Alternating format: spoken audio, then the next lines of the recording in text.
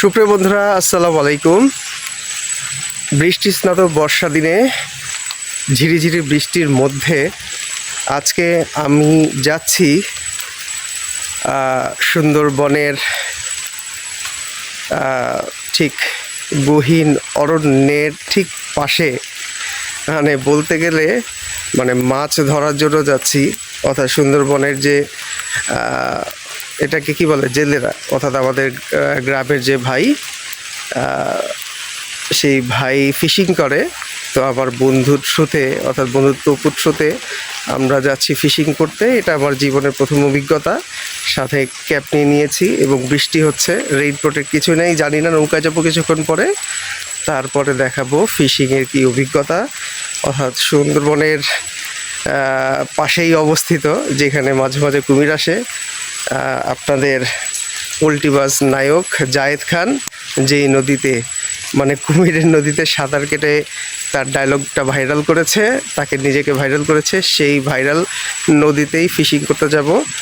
বৃষ্টি হচ্ছে আর বৃষ্টিতে নদী থাকে উত্তাল। সো আপনারা দেখতে থাকুন কি হয়, কিভাবে কি করি, কিভাবে আনন্দ করি। ধন্যবাদ। তো বন্ধুরা, ঘন জঙ্গলের মধ্য দিয়ে আমরা যাব মাছ ধরার ট্রলারের কাছে। সেইখানে গিয়ে আমরা উঠব। আর এই যে দেখেন, এটা কিন্তু সুন্দরবনের জঙ্গল না, এটা হচ্ছে আমাদের গ্রামের জঙ্গল।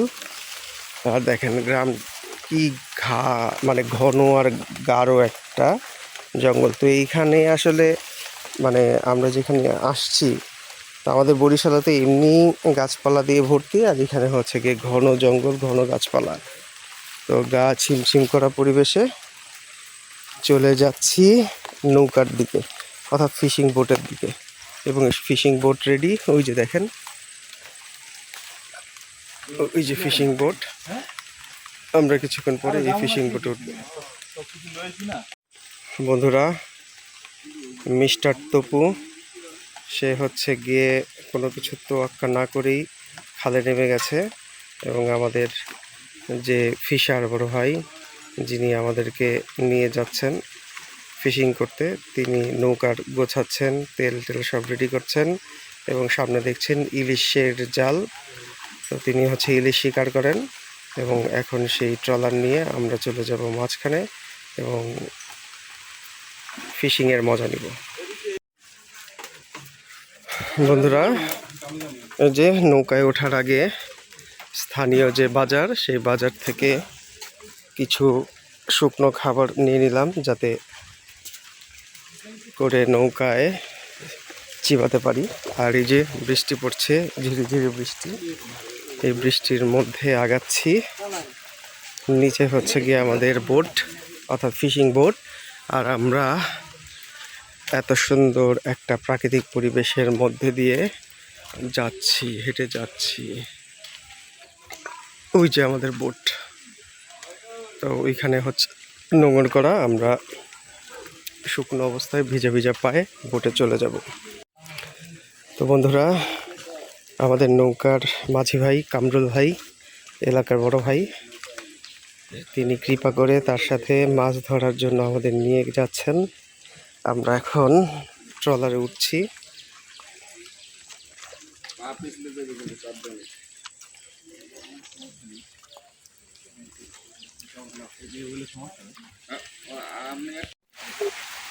বন্ধুরা, এই যে এখন আমরা বোটে আর যাচ্ছি কামরুল ভাইয়ের সাথে মাছ দরিয়ায়। তো এতদিন শুনেছি গল্প, দেখেছি ভিডিও, তো পুরা আগে ফিশিং করেছে। লুকোচুরির খেলা রে ভাই, লুকোচুরির খেলা।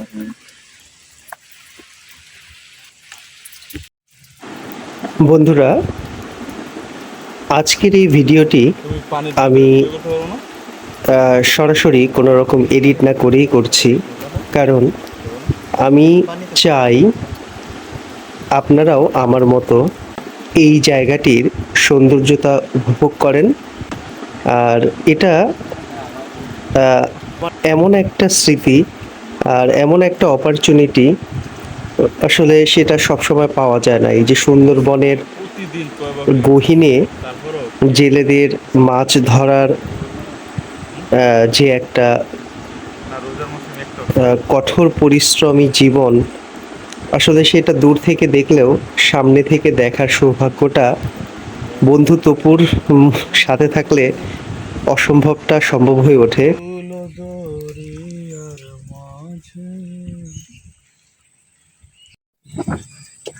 সুপ্রিয় দর্শক বন্ধুরা, আছি পিরোজপুর ইন্দুরকানী জেলায়, যেখান থেকে সুন্দরবন প্রায় 7 কিলোমিটার দূরে। আর আপনারা জানেন সুন্দরবনের খালে বিগত 4 বছর আগে 3 ফিট সাইজের কুমির অবমুক্ত করা হয়েছে, যেটা কালের বিবর্তনে এই খালেও চলে আসে। এবং এখান থেকে যেহেতু 7 কিলোমিটার দূরে, আমরা এখন যে নদীতে যাব, কামরুল ভাই যেখানে মাছ ধরবে সেখানে মাঝে মাঝেই কুমিরের দেখা পাওয়া যায়। আর ট্রলার দিয়ে 7 কিলোমিটার গেলেই বাংলাদেশের সবচেয়ে ঘন অরণ্য ইন্দুরকানী, অর্থাৎ সুন্দরবনের সবচাইতে গহীন অরণ্য, যেটাকে বলা হয় শরণখোলা রেঞ্জ, যেখানে আপনারা দেখেছেন বিগত বছরেও আমরা গিয়েছি। তো সেখানে 200 কুমির অবমুক্ত করা হয়েছে এবং এটা কিন্তু একটা পুরো রিস্কি জোন। বিশ্বাস না হলে পোল্ট্রিবাজ জায়েদ খানের ভিডিও দেখতে পারেন।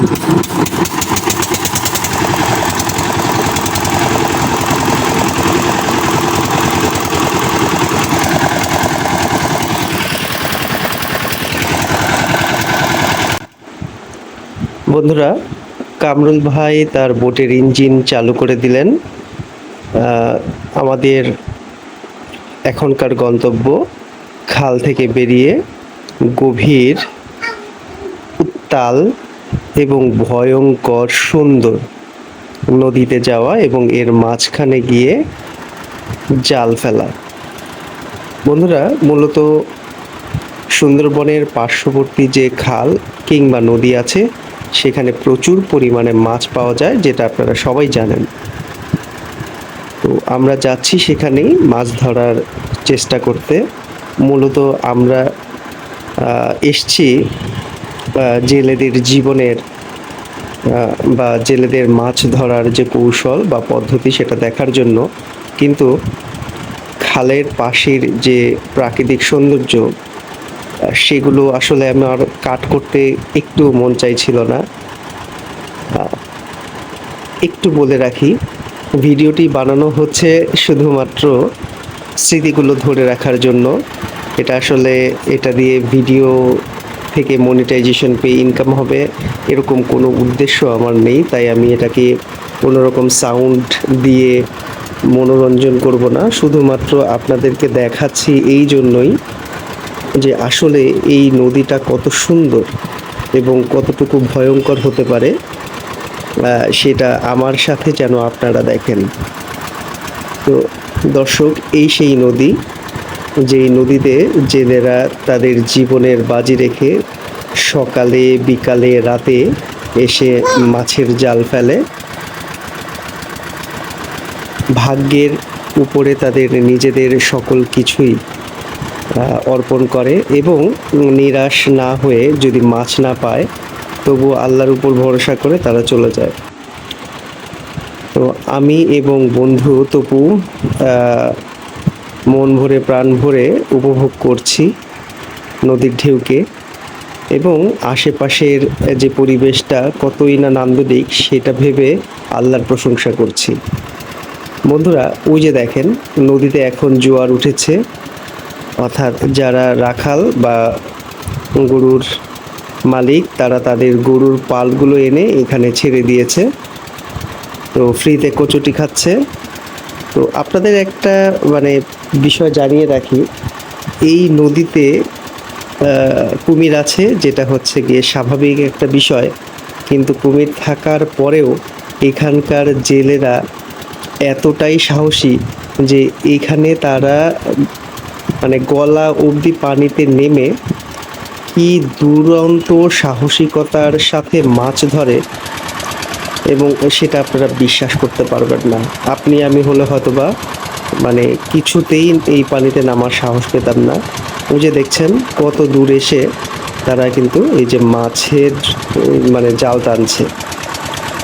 আমি মোহসানুল হাকিম, আমার নাম হয়তো বা ভুল হতে পারে, তার ভিডিও দেখি যে এই সুন্দরবনের খালে ঠিক আধা ঘন্টা আগে দুটো কুমির দেখা গেছে, যেখানে আধা ঘন্টা পরে একটা ছেলে এসে সেখানেই মাছ ধরতেছে। অর্থাৎ এত পরিমাণে দুর্দান্ত সাহস তাদের, যেটা বলার অপেক্ষা রাখে না। আসলে সুন্দরবনের মানুষ যারা আছে তারা কিন্তু প্রকৃতির মানে এত কাছাকাছি থাকে যে তাদের আসলে মৃত্যু ভয় অপরাজেয়।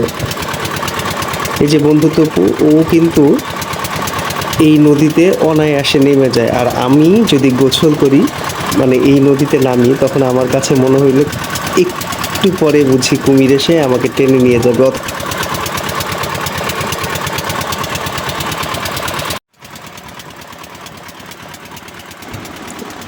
এখন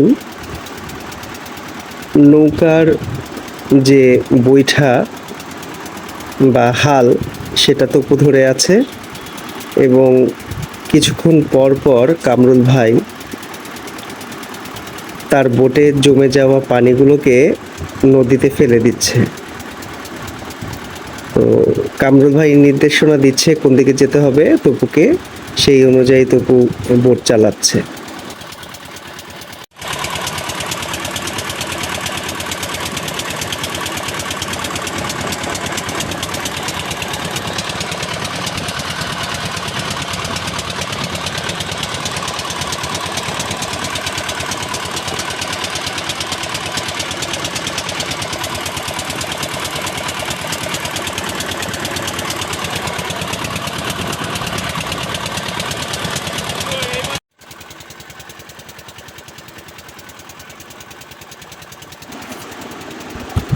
বন্ধুরা, এখন আমরা প্রায় মাঝ নদীতে এসেছি।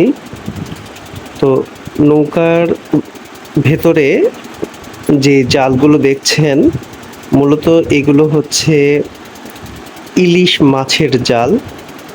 তো মাঝিরা অনেক বুক ভরা আশা নিয়ে নদীর মাঝখানে কখনো 2 বেলা, কখনো 3 বেলা, কখনো সারা রাত এখানে মাছের জাল ফেলে, এবং যদি ভাগ্য সহায় হয় কখনো 10,000 টাকার, কখনো 5,000 টাকার, কখনো 15,000, কিংবা কখনো শূন্য পকেটেও বাড়ি ফেরে।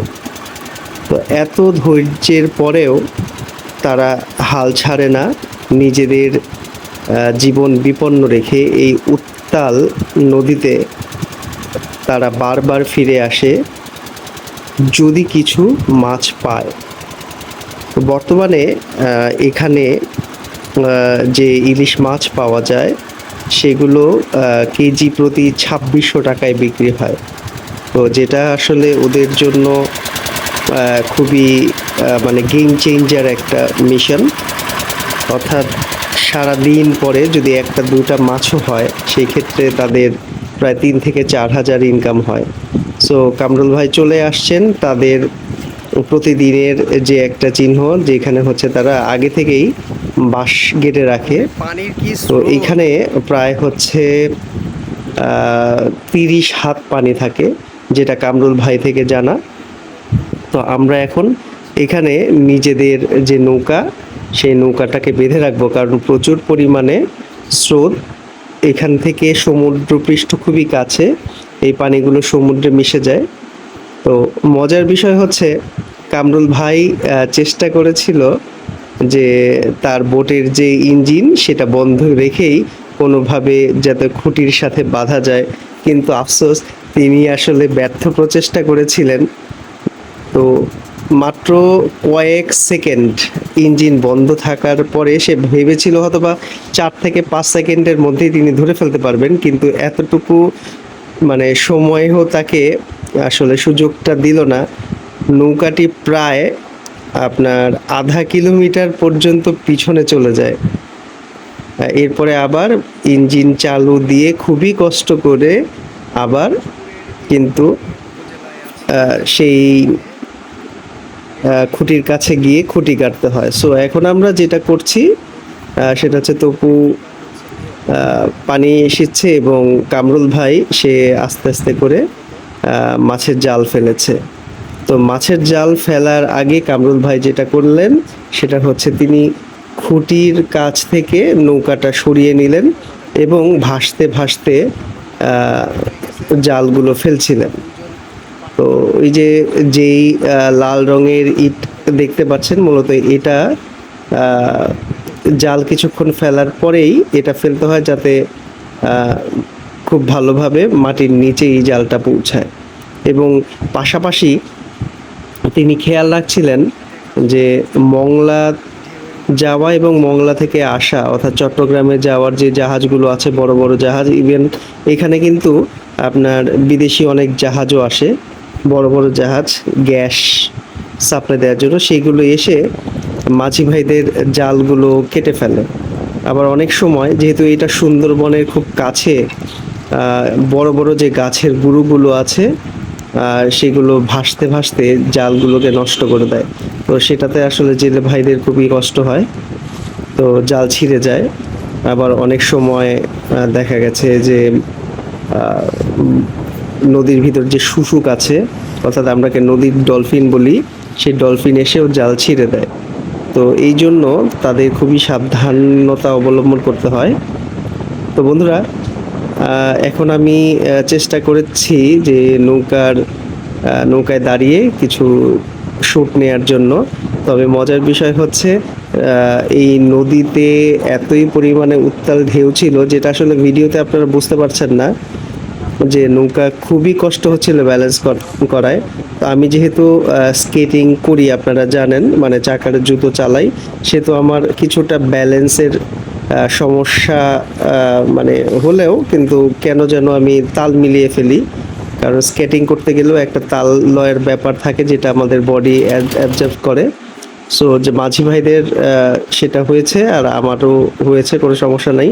এই যে জাহাজগুলো আছে, এই জাহাজগুলো থেকে খুব সাবধানতা অবলম্বন করতে হয় যাতে করে জালগুলো না ছেড়ে। তো বন্ধুরা, আসল কথা হচ্ছে এই যে আমাদের ভাগ্যে কোনো ইলিশ মাছ জুটলো না বা জোটেনি। আমরা একবারই জাল ফেলেছিলাম, আর একবার জাল ফেলার পরে আমাদের আসলে সেই হিসেব করলে কিছুই আমরা পাইনি, খালি হাতে ফিরে গিয়েছি। তবে শুধু খালি হাতেই ফিরিনি, নিয়ে গেছি অসম্ভব সুন্দর এক অভিজ্ঞতা, রোমাঞ্চকর অ্যাডভেঞ্চার। এই যে দেখছেন, আসলে ভিডিওতে তেমন একটা দেখা যাচ্ছে না, নদীতে এত পরিমাণে ঢেউ ছিল। পরবর্তীতে নিউজে প্রচার হয়েছিল যে এখান থেকে প্রায় 3-4 কিলোমিটার দূরে নাজিরা বাজার বা নাজিরপুর জেলায় এই একই দিনে বোটিং ফিশ উল্টে গিয়ে মানে একজন নিখোঁজ হয়ে যায়। তো খবরটা শুনে আমার কাছে খুবই অবাক লেগেছিল যে আসলে এই সময়টা আমরাও এই বিপদে পড়তে পারতাম। তো আলহামদুলিল্লাহ, মাঝে মাঝে খুবই জোরে জোরে বন্যা আসছিল। তো এই এত জোরে জোরে বন্যার যে ঢেউগুলো আপনারা হয়তো দেখতে পাচ্ছেন, তাই কামরুল ভাই একটু কাছ থেকে মানে সাইড দিয়ে নিয়ে যাচ্ছিল। তো আমি কামরুল ভাইকে রিকোয়েস্ট করি যাতে তিনি বন্যার মধ্যে নিয়ে যান। তো কামরুল ভাই বুঝতে পেরেছে যে আমি আসলে বন্যাটাকে পছন্দ করতেছি, ঢেউটাকে পছন্দ করতেছি, তাই সে যখন বন্যা আসে বা এটাকে বলা হয় রুলিং বা কারেন্ট, যখন কারেন্টে আসে তখন কারেন্টের মধ্যে নিয়ে যাচ্ছিলেন আমাকে।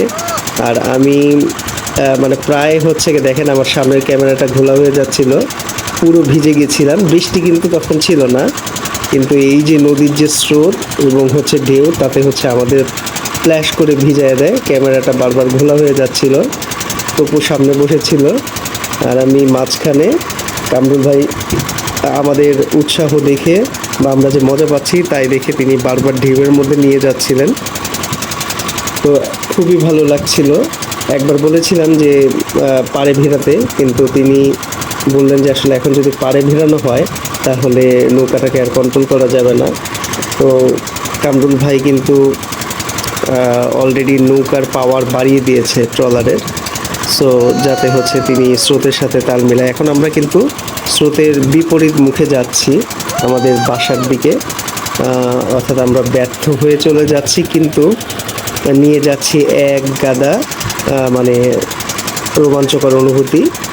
তো বর্তমানে তবু আবার পানি সেচার কাজ করছে।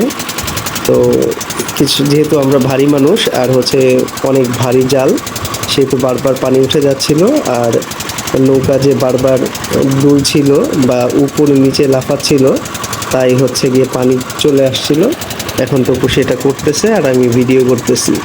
সো দর্শক, নদীর যে এতটা উত্তাল, সেটা আসলে এই ফিশিং যে বোট আছে যে আপনারা দেখতে পাচ্ছেন কি পরিমাণে উত্তাল। আশেপাশে যে ইয়ে আছে, এই উত্তাল ঢেউয়ের মধ্যেও এখানকার যারা মাঝিরা আছেন তাদের আসলে এত পরিমাণে সাহস তারা কোত্থেকে পাইছে আসলে বোঝার কোনো জো নাই। এর মধ্যেও এত উত্তাল ঢেউয়ের মধ্যেও তারা পানিতে নেমে মাছ ধরতেছে। মানে মানে এটা কিভাবে সম্ভব? এটা আসলে সুন্দরবনে যারা থাকে, যারা মাছি মাল্লার আছেন এবং যারা মধু সংগ্রহ করেন, তাদের বোধহয় আল্লাহ এক্সট্রা সাহস দিয়ে পাঠাইছে। সো বন্ধুরা, আর বেশি কথা বলবো না, আপনারা এই ঢেউটার রিয়েলিটি দেখতে থাকেন। আর আমি আজকে বিদায় নিচ্ছি। ঘুরি ফিরি খাই দেয় আমি আপনাদের মিঠু ভাই। সো আজকে এই পর্যন্তই। আপনারা সবাই ভালো থাকবেন। টাটা।